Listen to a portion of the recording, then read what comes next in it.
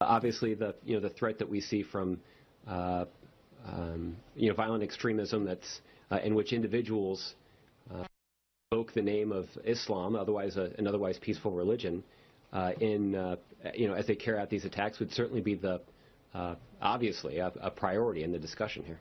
All right, ladies and gentlemen, welcome to Gimme 5. The question by Ed Henry to Josh Earnest yesterday was this conference you're talking about, a conference on terrorism.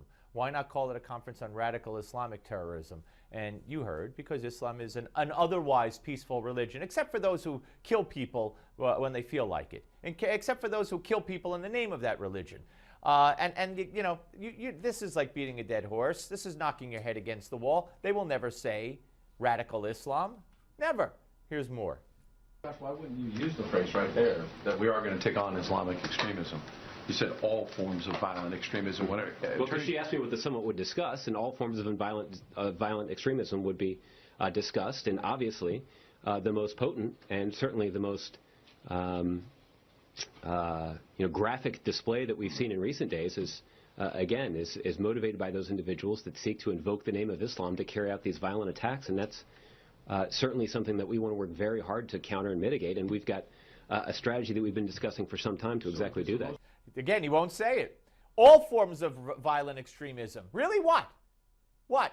The environmentalists, the anarchists, the anti-police protesters, who? The animal rights activists?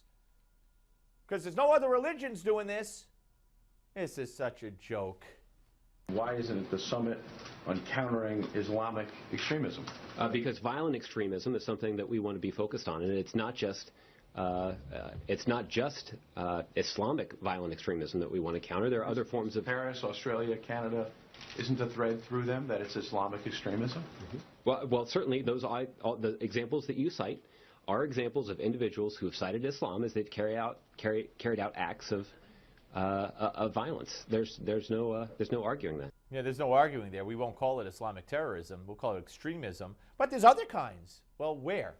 We're talking about a march that came together with essentially 36 hours notice, and a march that occurred outdoors with an obviously very large number of people who participated.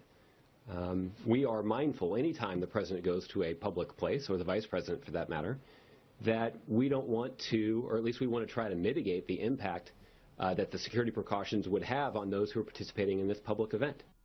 And there's no doubt that had the president or vice president on this very short time frame gone to participate in this event that took place outdoors with more than 1 million people in attendance, that it would have significantly impacted the ability of those who were attending the march to participate in the way that they did yesterday. Oh, give me a break. That's why he didn't go to the march, Obama. What about when George Bush came after 9/11 to the World Series and threw out the first pitch? Give me a break. This is ridiculous. And what about the people who did show up? How do you explain then that the Israeli Prime Minister, Benjamin Netanyahu, he made it there? He's a huge target, obviously, unfortunately. Well, I will allow the Israelis to discuss what security precautions they had in place. Dozens of leaders from countries that are very important. They're not America, but very important. How did they make it there? Ed, you should talk to them about the security precautions they have in place. You've been to enough. Look, you have been to enough events where the president is attending a conference or a summit with other world leaders, and I think that you have seen firsthand that the security precautions that are in place for the president of the United States, this has been true of previous presidents too, are sometimes more onerous than the precautions that are put in place for other world leaders. All right, now. Again, I bring you back to the World Series at Yankee Stadium when George W. Bush threw out the first pitch. So what was Obama doing on Sunday instead of marching with the rest of the world leaders?